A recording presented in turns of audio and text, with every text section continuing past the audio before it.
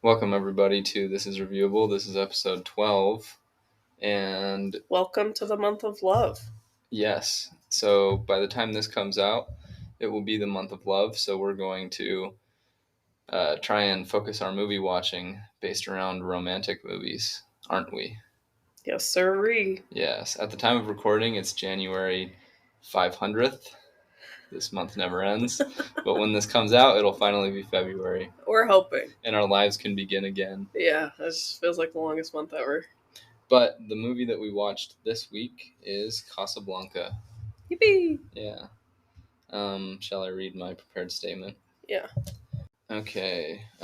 Rick owns a gin joint in Casablanca, Morocco. This city is one of the few harbors for refugees fleeing to the New World during World War II, as it spirits people from Morocco to Lisbon and then on to America. Rick sticks his neck out for no one and lives his life cynically. For nobody. Right. And with an eye only for profit. Until his old flame appears in his bra one night. Yeah, that was supposed to be bar. What are you thinking about while you're Anyway, one of his old flame appears in his bra one night, alongside her husband. His bro or his man's ear? Whichever you prefer. Which one Choose. do you prefer? I prefer the bro. All right, in his bro. But which one do you prefer? Bro. Well, I prefer the man's ear. Well, that's a stupid choice. Just kidding.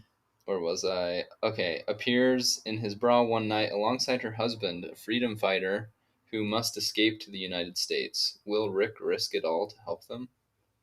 Dun dun dun. All right, let's talk about what we liked. Okay, so I think that this movie is just an absolute classic. Mm-hmm. A lot of these that I wrote down are just lines that I liked and like the scenes around them. I liked the line where Rick says, "I stick my neck out for nobody." Yeah. He says that multiple times in the beginning of the movie. It just seems like he's just looking out for himself. Yeah. Until he's got that old-fashioned American New York East Coast accent. I stick my neck out for nobody. Yeah, and then there was this other line. This is the town sheriff, right? That's what he is. Oh, the prefect. Yeah. Of police. This is him saying that. It's a game we play. I say put it on the bill, and I tear up the bill. It's very convenient for me. Yeah. What did you like? I thought the dialogue is really, really great. Mm-hmm. Remember when because when this came out, it was a big movie, a big budget. Yeah. Hollywood popular movie. Remember when those movies were written well? Yeah. Well, I mean. Yeah, remember back. Remember when Casablanca 1942. Came out? Yeah, you remember? Yeah, I remember. Yeah. Well, that's what's crazy is it came out in the middle of a war. Yeah, which it's definitely propaganda from one side, but I mean during that war, it doesn't really count as propaganda. Can you really call it propaganda? That's fair. Yeah. Okay, you go. What else did you like? We'll be there at 6. I'll be there at 10. That's the police chief again.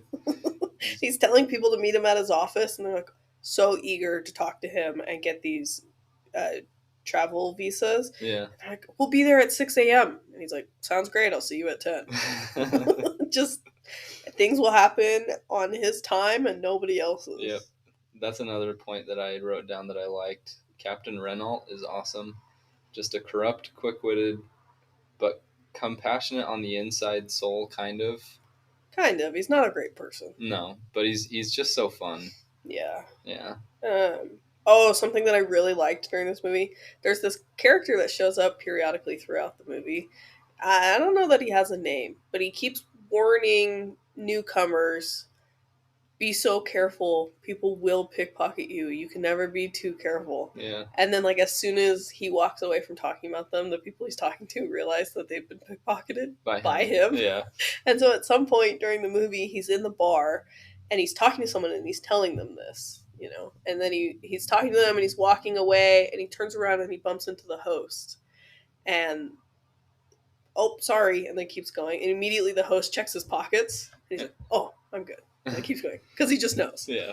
And he doesn't stop him from doing it to other people. And he doesn't tell the people that he just stole from. Yeah. But like, that's just how it is. Yeah, as long as it doesn't happen to me, I don't care. Should we call him Mr. Thief? Yeah, Mr. Thief that's Boy. That's his new character name. Mm-hmm.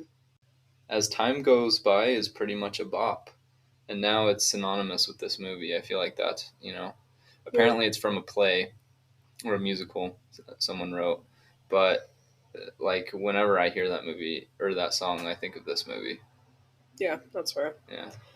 Sam, the piano player, is an amazing friend to Rick. Oh yeah, he's great. At the beginning of the movie, did you already talk about Ilsa in the synopsis, in the summary? She's the flame that he finds in his bra. Yeah. So Ilsa shows up at the bar with her husband and recognizes Sam, the piano player, and asks to talk to him. And she's talking to Sam when her husband isn't there.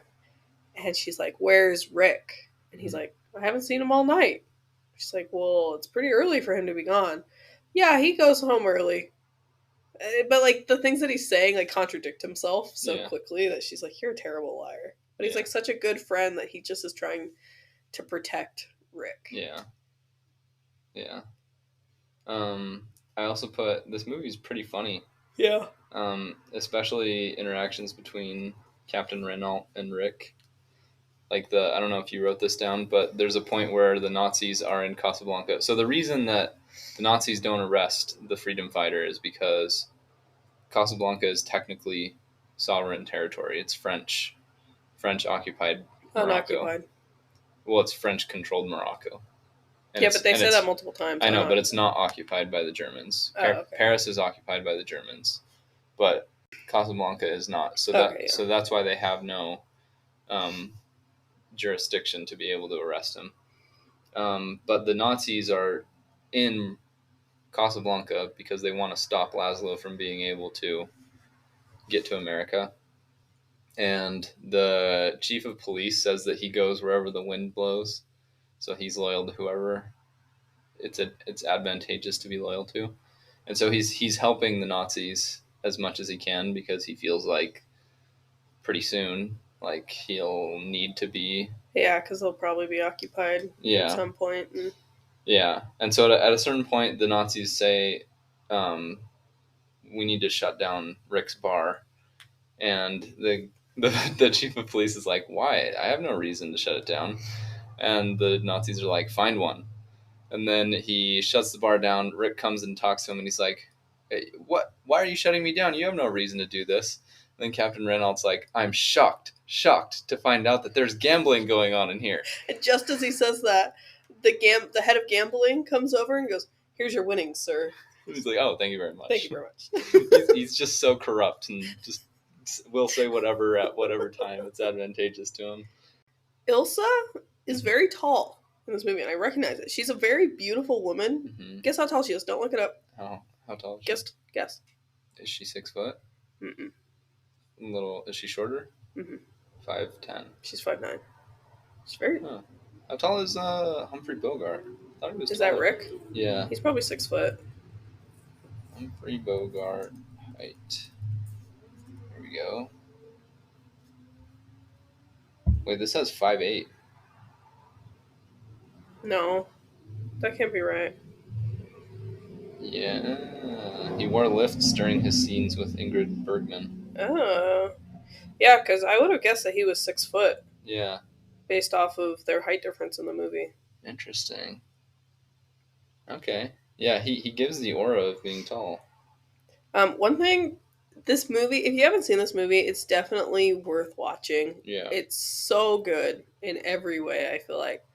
But it's a black and white, which normally I don't love, but they do such an amazing job of it being black and white, and like I just love the way that they use light and like how they soften people's faces. It's just so nostalgic watching it. Yeah. Like it just looks beautiful. It does. Throughout the whole film. It's very good. I have one little dislike I put, which you may be surprised to hear. I think that the Nazis probably would have arrested him even though like they didn't have authority in Casablanca. That's all. Yeah, because like I mean, think about it. They just invaded Czechoslovakia. They invaded Poland. They invaded France. They didn't really care about what was legal and what wasn't. So I feel like they probably would have just arrested him if this had happened in real life. Yeah, maybe, but also the French um, government officer, the French police were very willing to work with them, and I think if they had, because the Nazis were giving them some semblance of control because it was still theirs, and I think that if the Nazis had just come in and started doing whatever they wanted, the French police would have been way less likely to work with them. Mm-hmm. Yeah, maybe. I don't know. Honestly, I don't have any dislikes. Yeah, it's so good for this movie. I mean, there's one scene where Ilsa is standing there with her husband and he's a little bit behind her and she's the one talking, but the camera's focused on him. And I felt like it should have been focused on her, and that's the only dislike that I have for the whole movie. Mm. Just because she's the one talking and she's the one that we're trying to see the emotion on. He wasn't. He was just a prop. But that was it. I do have a little segment. Ready? Okay. I call this little things to make your heart sing. Parentheses, details I liked. So this is just stuff I noticed on this watch. I think I've seen this movie now 3 or 4 times. But I noticed that Rick's face is in shadow a lot of the time. And I think because when it flashes back to his time in Paris with Ilsa, he's not in shadow at all. Mm-hmm. And then as he's doing good things, like when he helps a couple basically he helps them cheat at gambling To make enough money to get their visas. right. And in that scene his face is all lit because he's doing a good thing.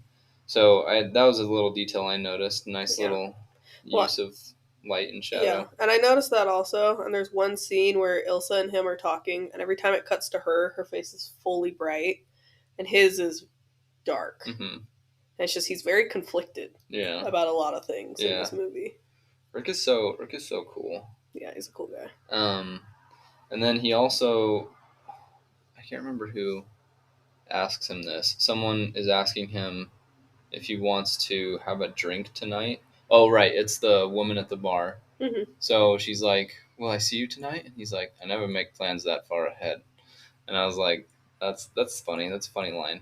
But then when it flashes back to Paris, he's talking with Ilsa, and their original plan is to leave Paris together when the Nazis invade.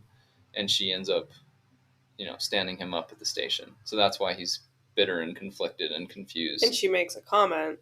And when they're planning to meet. Yes. And she says, because he says, why don't we get married when we get to Marseille? She's like, that's too far ahead to plan or whatever. I was like, oh, okay. So that's like, obviously he's bitter about what happened, but that's why he doesn't make plans too far ahead. So like, just little lines like that come full circle. Well, and they don't make a big deal about it. I really like that. You just have to catch it. Yeah. Well, and the same with I stick my neck out for nobody. Mm-hmm. They kind of made it a big deal at the beginning of the movie, but you see, it's worth watching. Yeah, it's a good movie. Yeah. And then my last note is, I know why I love Tommy Shelby so much. He's literally Rick. He's always smoking, always drinking, very stoic, but has a heart buried under all of the crustiness.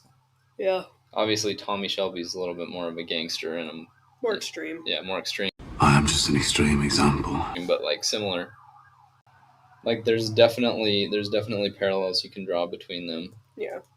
I'm actually curious. I wonder, who is Tommy Shelby based on? It's just telling me the gangster that he's based on. But like the way that he's portrayed in the show really, like Rick really reminded me of that as I was watching this. So, and that concludes the segment. I did write this down.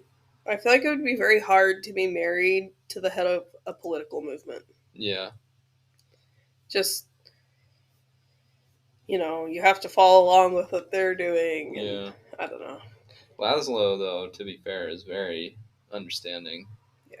He's a good guy. He is a very good guy. Yeah.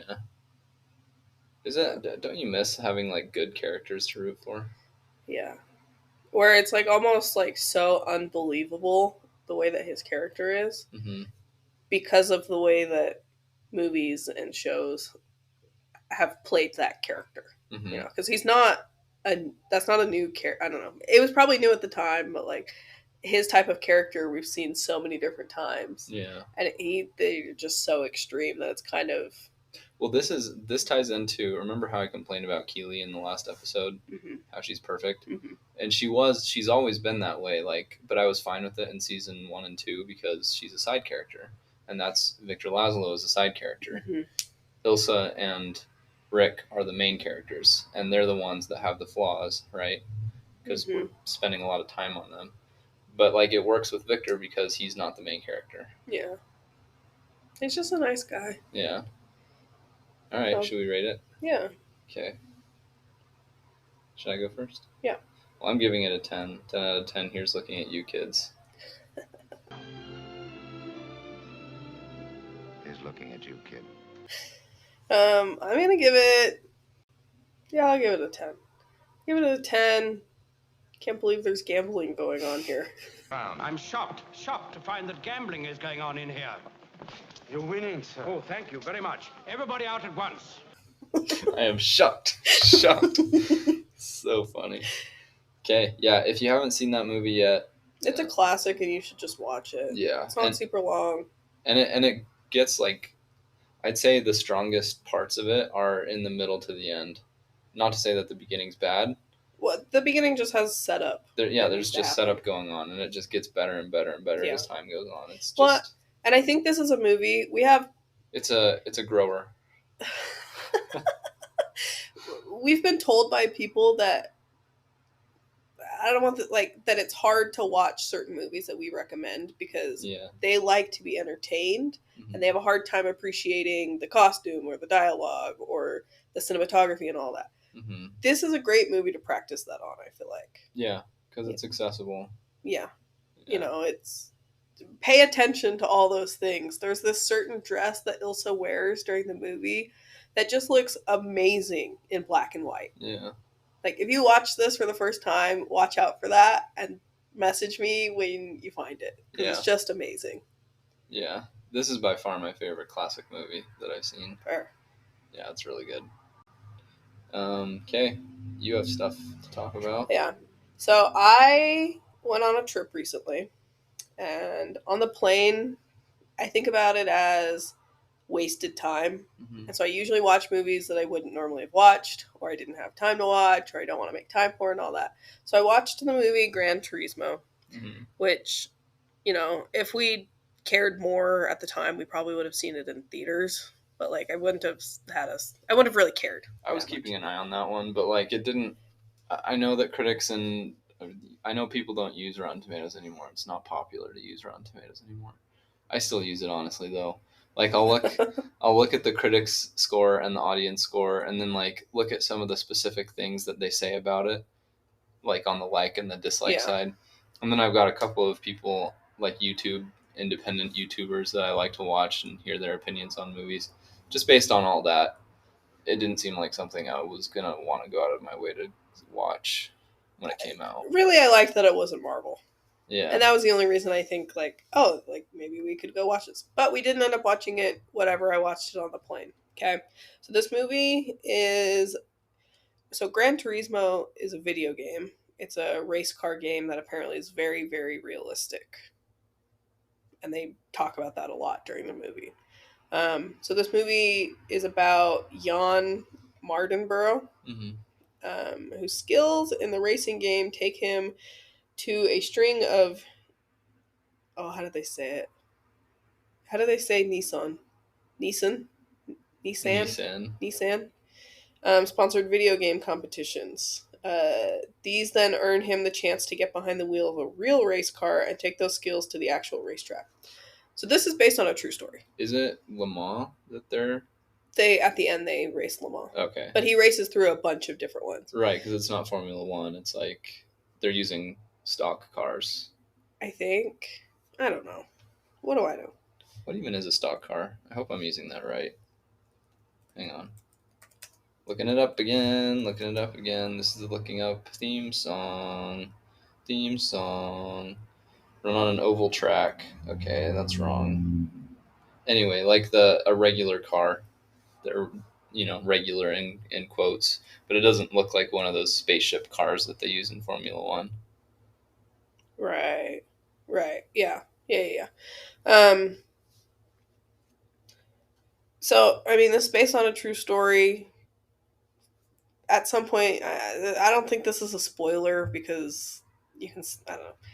Jan becomes the racer. He wins the competition. For Nissan. Or is he the racer, or is he just part of their team?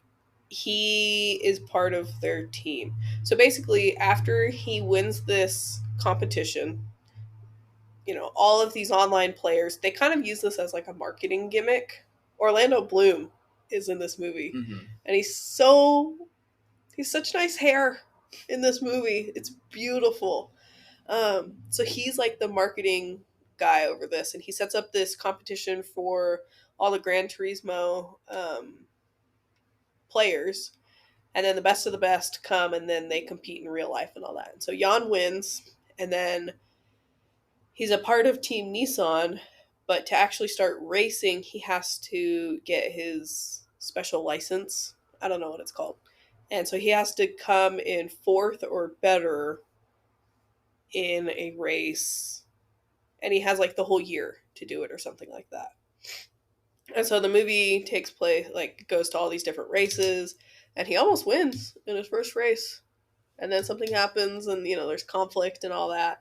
But some of my likes in this movie are that Jan listens to Enya and Kenny G. Nice. To calm down before races. Nice. Yeah. Our Lord and Savior. It's just so amazing. And there's one night, because when they're going through like the competition, they're all just staying in like a dorm basically. So they're all in the same room, just on like cots basically. Yeah. And he's listening to Kenny G, and everyone like kind of sits up and they're like, "Do you hear that?" And they look over, and he just has his headphones in, and it's just playing really loud that everyone can hear it. The guy from Stranger Things is in this. Hopper. Yeah. So he does a good job. David Harbour, that's his name. Yeah. Or Arbor, one of those things. One of those names. Oh, I wrote down here, Orlando Bloom, I love. He had great hair also. This is very important to you, isn't it? Well, yeah, he has amazing hair. Look up what his hair looked like. All right, let's see. I'll be the judge of that. Gran Turismo. This is the looking up song. It's the same song every time. This is the song while I'm looking shit up while we're doing the podcast. Oh yeah, it's pretty good. Kind of reminded me of the hair you had when we were dating. Yeah, kinda. It's almost like Jon Snowy. Mm-hmm. Don't you think? Mm-hmm. Jon Snow's is a little more like curly. But Jon Snow's is probably more like yours. Yeah. And this is like his is more wavy than yours is curly. Mm-hmm. But great hair. There's parts during this where Jan is playing the video game, and he has like the whole setup. He has his gamer chair, he has like a real steering wheel, and like he has the whole monitor setup going on. It's pretty cool. It's kind of overwhelming. They do these different CGIs throughout the movie where he's sitting there in his gamer chair, and they basically build the car around him as like a... You mean an effect that's happening in the movie? A CGI or whatever. Yeah. Okay. What did I say? Yeah. Is that what I said? Yeah, I was just clarifying. Oh, okay. Yeah. They build the car around him as if he's actually driving while he's playing the video game. And it's cool. And it's kind of cool. Okay. And then like sometimes they do the reverse where he's driving in a real car, and they kind of deconstruct it as if he's back in his bedroom playing this. Some things I didn't like. I'm going to save this one because it's kind of a spoiler. There's different parts during this film where his dad is like...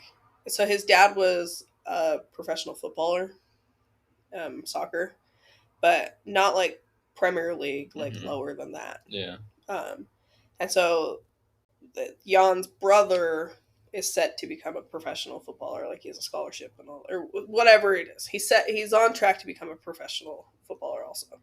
And his dad keeps making all these comments like, "Why don't you come to the park and play like soccer with us?" And all these things. And his dad is just making comments that the video games are not great. You know, he's just wasting time and all this. And it almost seems as though the dad is like, come play with us so that you can be a pro footballer also. But it's not that easy. No, it's much harder to be a professional athlete than it is to make a living with Video video games nowadays. Yeah. And so I wrote down, becoming a race car driver, I think, is just as hard as becoming a footballer. TF, Dad. Well, A real race car driver. That's not necessarily true, probably. well, no, I'm saying, but like his dad's probably just thinking he's wasting time playing video games, right? Not Yeah. necessarily trying to become a pro racer. But That's true. But I think like even like it's way easier to be a pro video game player, Mm-hmm. or if you don't want to go that far, then To like, just make money. you could you could just do like a YouTube channel or a Twitch channel. Yeah. And way more. I'm not saying it's likely that you'll make a good living doing that, but like way more likely than you making it to the Premier League. Yeah, because like the Premier League has X number of spots. It's incredibly difficult. Yeah, and gaming is unlimited. Yeah. You know. Some things that I were confused about is throughout the movie when he gets into these cars, the doors work. Like he has real doors. He doesn't have to climb it through the window. Mm, and I didn't know that was the case. Maybe that's like the rule at Le Mans. Or something. Throughout the whole movie, that's how the cars are. Like it makes sense, like on the practice track, but like in like other qualifying races, I was just confused by that. But that's how it was in Ford versus Ferrari too. Like they made the Ford GT or whatever it was, and then they sold that. You know, they basically sold the car that won the race. So maybe I'm saying like maybe that's how it is. They just like make the new model. I don't know. And then keep it as it is when they sell. Okay. Yeah. I thought that was interesting. Something else, in the races, the cars don't look all the same. I feel like some of them look different, and I was confused by that. Like model. You were confused that there were different cars in the race? That they don't like in Formula 1, they're all the same look. They all look uniform. And like in NASCAR, they all look the same. Model type or whatever. Yeah, but I mean that was how it was in Ford versus Ferrari as well. Really? Yeah. Okay. Because like the Ferrari, remember they like make a comment like if it was a beauty pageant, Ferrari already won. Oh, okay. Okay. Well, thanks for making me feel dumb. Don't feel dumb, Micah. I just thought it was be better. Apparently, driving a race car, they experience twice as many G's as astronauts taking off from Earth. Seriously? Fact check it. That's a line that they make in the movie. That's crazy. How many G's do Le Mans drivers experience? This is the Looking Up song. It's the same song you've heard twice already. 3.5. Formula 1, there's a lot of intense deceleration. At the 24 hours of Le Mans, the braking force does not go over 3.5. Okay. It says Formula 1 is up to 5. Whoa. And at Monza, it gets up to 6.7. Oh my gosh. How insane is that? Okay, let's see. How many G's? Is that the same as Mach or whatever? Astronaut. No, it's gravity. That's what G's are? Yeah. Oh, okay. Astronauts up to 6 G's or more. Okay, so Le Mans. Wait. More than 3 is experienced on liftoff. So it's about the same. Oh, okay. It seems like. Let me just look up fighter pirates. We gotta love them fighter pirates. Let's see. 9. Yeah. As high as 9. So that's the highest. It's 9. Out of those 3 things, like okay. rocket ships, that's a lie. Race cars, fighter pilots do more. But I mean, it sounds like it's about the same, which is still crazy. Yeah. At some point during the movie, some of the other sim drivers, the simulator drivers, get brought up from the lower circuits. Like, they're like, oh, let's just bring them up. How are they even able to do that? I don't know. It was just something I was confused about. So I'm going to rate this, and then I have one more thing I want to talk about that's kind of a spoiler. Mm-hmm. I think I would rate this like a 6.5. Oh hell, I forgot to think of a. I always do this. I think I'm gonna rate this 6.5. Pick yourself up, boy, and get back out there. Why do we fall, sir? So that we can learn to pick ourselves up. Out of 10. Okay. This next part is a little bit of a spoiler, so just skip ahead a couple of minutes if you don't want to hear it. There's one part during the movie. So Jan has been driving these, he's been playing Gran Turismo and all this stuff for years. And he's like one of the best simulation drivers that there is because he made it here or whatever. And so during training, the competition, before things get narrowed down, he's not doing super well. He's at the bottom of the pack, basically, just below the cut line for most of it. And at some point, he's driving in the car and he goes to brake, and his brakes don't really work super well. So then he crashes. And Hopper from, I don't even know what his name is. Mm-hmm. Hopper from Stranger Things is in the car and he gets super pissed at him. And Yana's like, the brakes were glazed. The brakes were glazed. The brakes were messed up. And Hopper's like, how would you know that? Because you've been playing a video game where conditions are quote unquote perfect. Yeah. Long story short, Yana's right. But I don't understand how he would ever know that because Hopper's right. He's playing a video game where the cars are supposed to be working perfectly. And I understand that, like, the simulation is supposed to be really, really good. But why would they ever have that in the simulation that the brakes are messed up? No, that would piss me off if I was a video game, if I was playing that game. Yeah. Yeah. And so that doesn't make any sense. And this is, like, basically what cements him as a driver, this situation. So I don't know if it's, like, real, because this is based on a real story, but I don't believe that. So that was something that I really didn't like.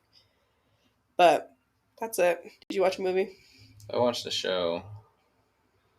I watched Reacher Season 2. Let me summarize it for everybody. It came out this year, by the way. I think it just finished like a week or so ago. Summary. Someone is killing all of Jackie Boy's old special military police investigation unit. Who's doing it? I bet Jack and his pals will find out through a convoluted and violence-ridden investigation. So that's what it's about. Oh yeah, violence. It's Jack Reacher. So I'm sure a lot of people have seen the old Tom Cruise Jack Reacher movie. I think there's two of them actually. I only ever saw the first one. Oh really? Yeah. I didn't know there was two. But it's based on a series of books, and I read the first one. Right, and like for people that read the books, they know that Tom Cruise was not the right choice for Jack Reacher. Yeah. He's supposed to be just a tank of a dude, really big. Big burly man. Yeah, really intimidating.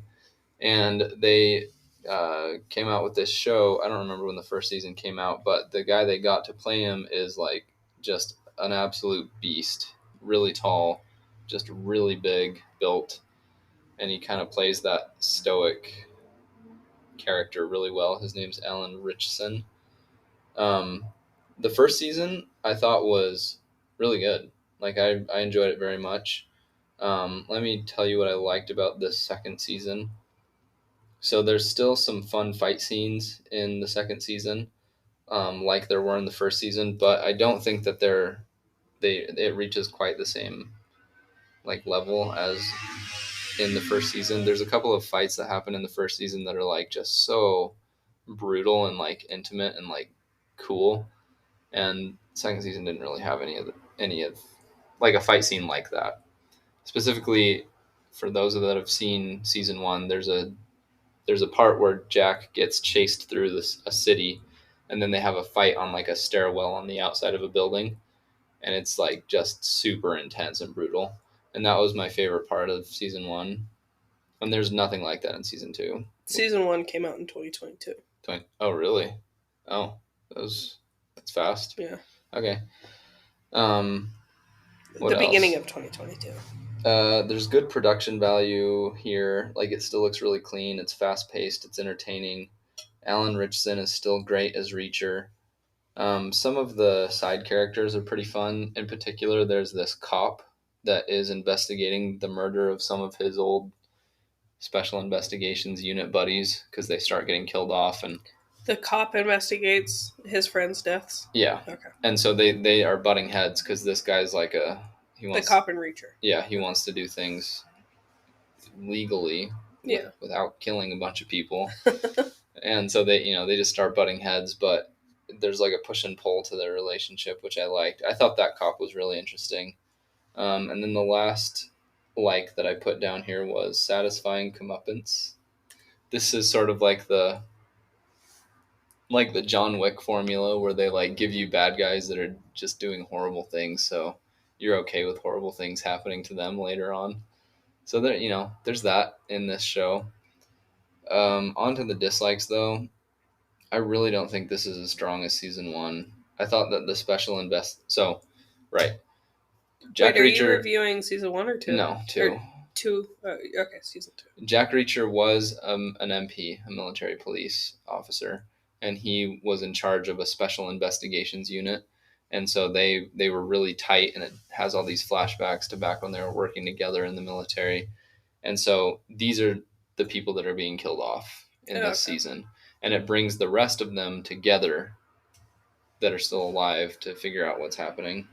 So the rest of them that are together, I thought were kind of boring.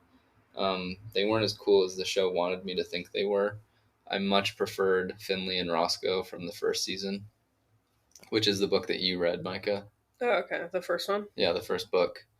I much preferred those two characters because instead of like them all just being badasses and like friends with each other immediately, with Reacher, Roscoe, and Finley, it was like sort of a budding friendship. Yeah. Yeah. And I thought that was way more interesting. The plot is all over the place. They figure out huge details in the case from like the smallest little clues, and I think it's outlandish. And one of the things that Reacher keeps saying is investigations or assumptions kill in an investigation, and I just found that ironic because that's exactly what they're doing in a lot of scenes, and I think it's just it just is dumb.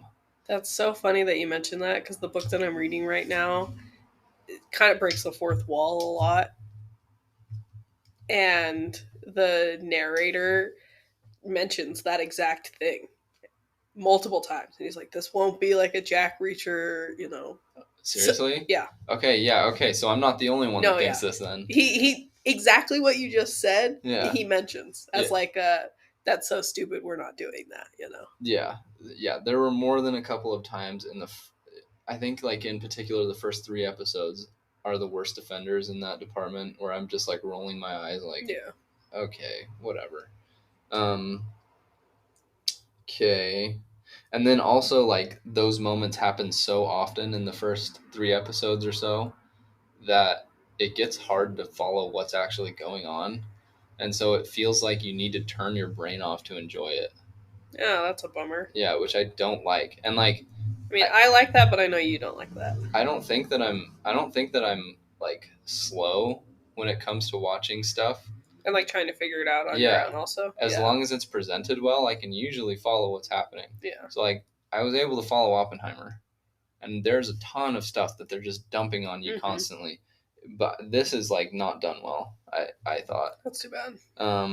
Also there's a part where he throws a grill over a backyard fence. How big of a grill? Like a regular grill. They're 800 pounds, by the way, on average, depending on like how full the propane tank is and all that. But like there's this car that's getting away and he can't catch it.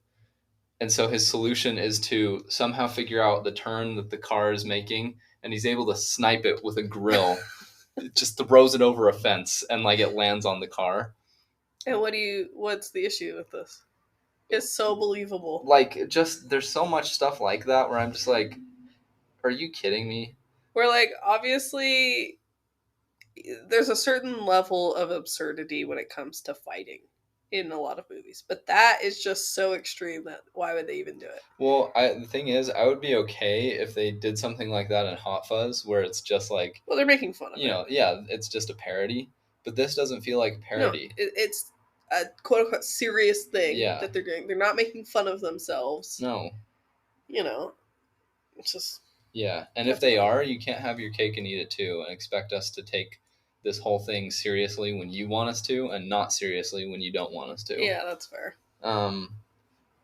Yeah, just the fights. Like, even though I said there were some good fights, I missed the way they did it in the first movie. It wasn't as intense and it wasn't as visceral.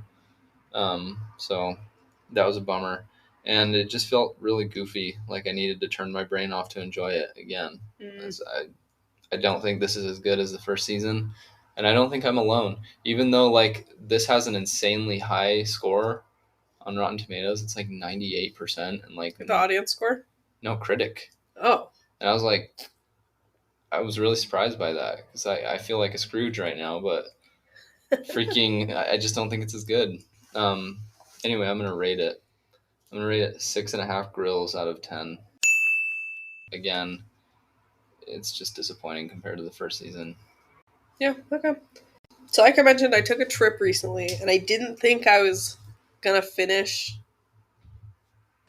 a book while I was gone.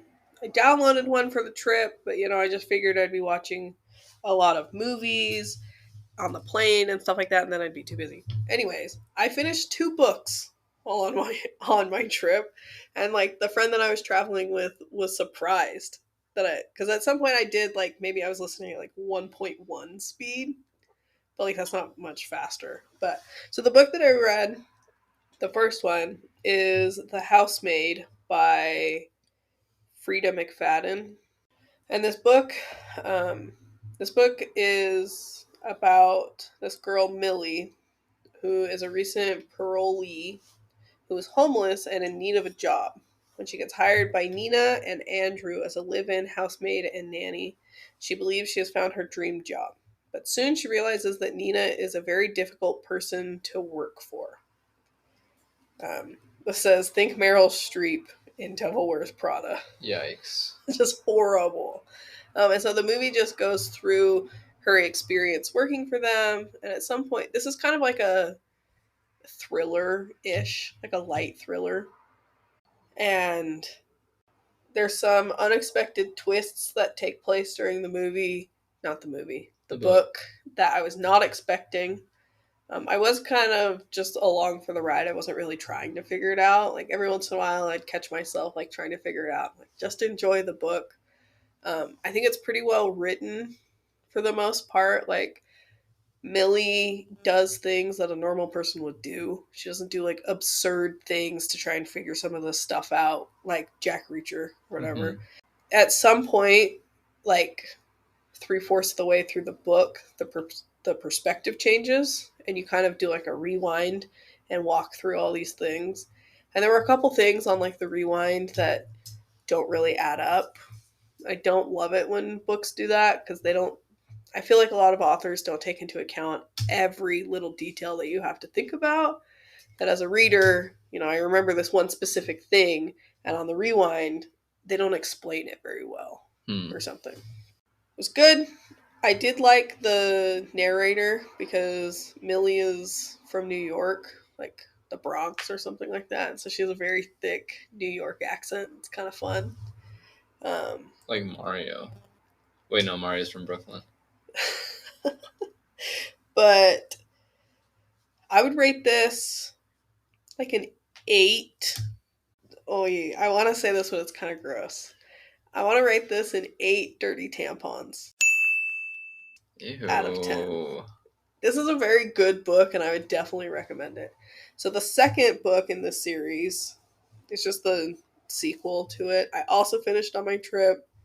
I think like right like 30 minutes until my plane landed back in Salt Lake. But the story also follows Millie, who things happened in the first book that she's trying to keep a secret in this book. But she's working for a different family in New York, the Garrick family. And she thinks, she's kind of having financial issues. And at the beginning of the book, she gets let go by a family. And so she gets hired by the Garricks.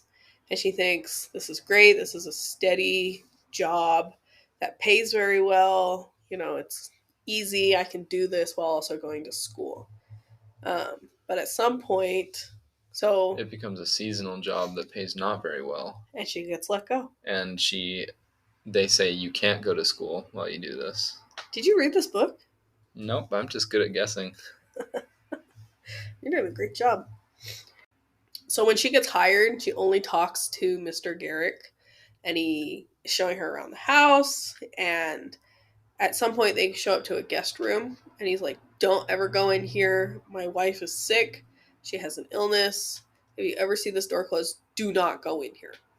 And so at some point, when Millie is over at their house, she hears crying coming from the room, and like just she tries to talk to the lady. The lady doesn't talk to her. The lady through the door. The wife is like, "I'm fine. I'm sick. Leave me alone." And later on, she's doing their laundry and she finds blood on the woman's nightgown. Mhm. She's like, "What the heck?" And so, her trying to figure out what's going on. And I was thinking it was the same as the first book.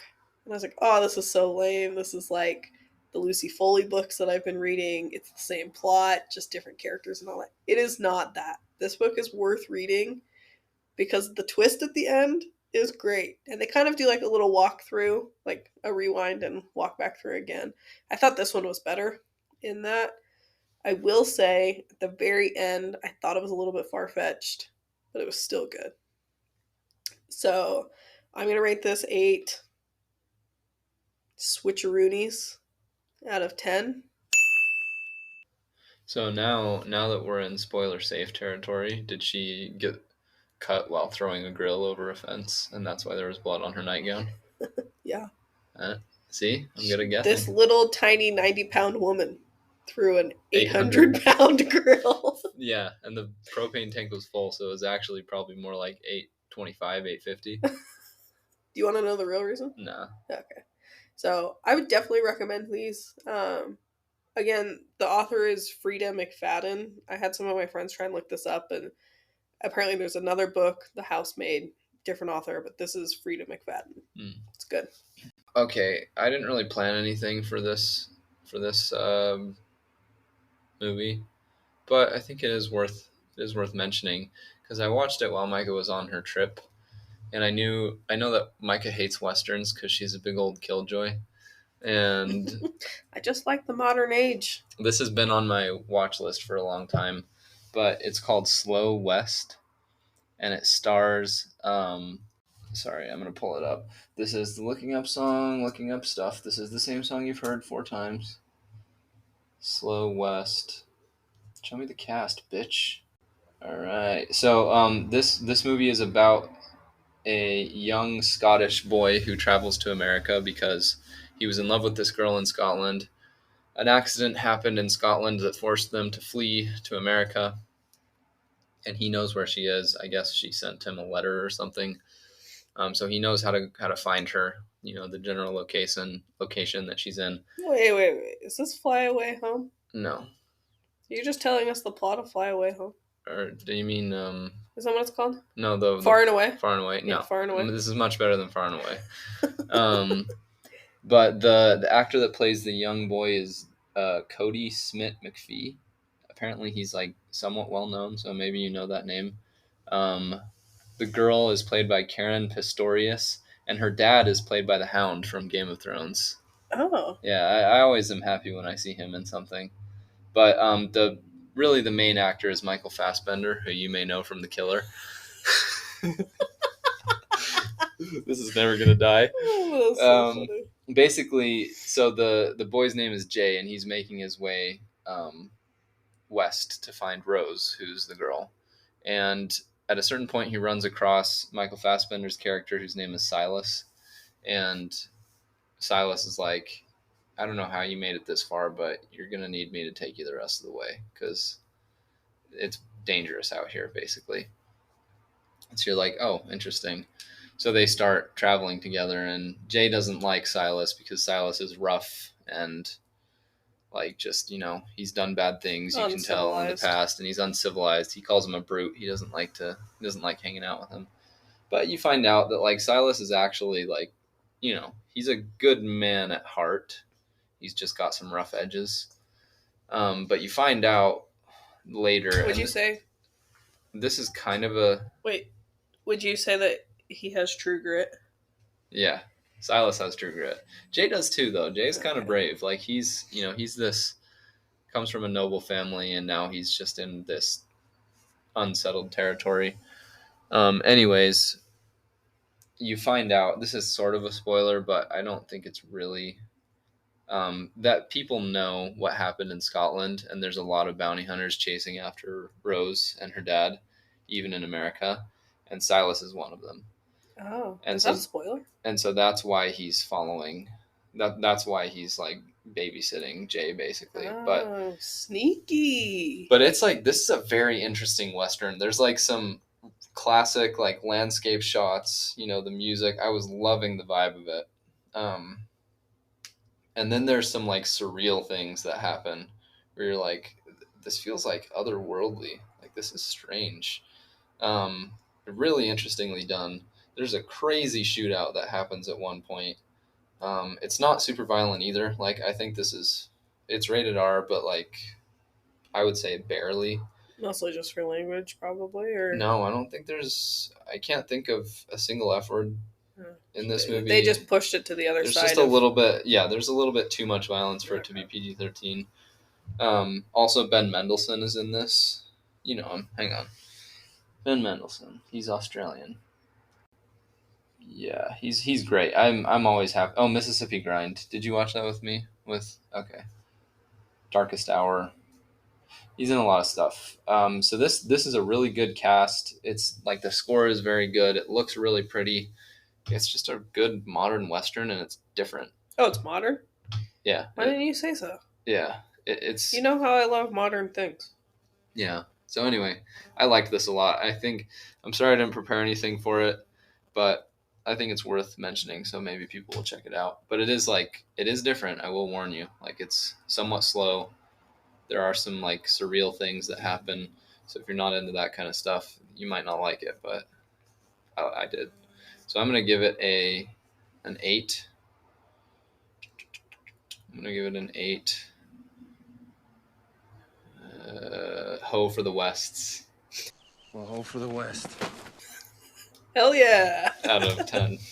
Nice. Okay. So I think that wraps up this week.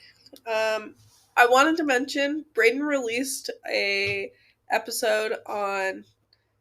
video on YouTube. Oh, yeah. It's worth checking out. I mentioned when I talked about Cuphead that I was going to do a special video about it. And he did. And I did, finally. It's great. So on all socials, our handle is @thisisreviewable. But look up this video on YouTube. It's great. So we're going to continue doing this, I think, too. I think maybe like once a month we might release a little bonus thing. A video game or something that we want to go more in depth on. Probably something we really liked. Just on YouTube is where these will be released. It's either going to be something we really liked or something we really didn't, and we feel like we want to organize our thoughts a little bit better. So, like this video, I wrote a script for it, and then I put a lot more time into editing and the video aspect of it. Yeah, just making it flow a little better than it could on a podcast. It's great. Check it out. We'll definitely let you know the next time we do this, but check out all of our socials @thisisreviewable. Leave us some good reviews, guys. We really appreciate it. What are you watching this week? Oh, I've been playing the new Prince of Persia game, so I'll probably be done with that by the end of the week. Oh yeah, and I finished that Mario game. Oh yeah, Mario Wonder. So those two things we'll probably talk about. Yeah, so that's it for this week. Thanks, guys. Bye.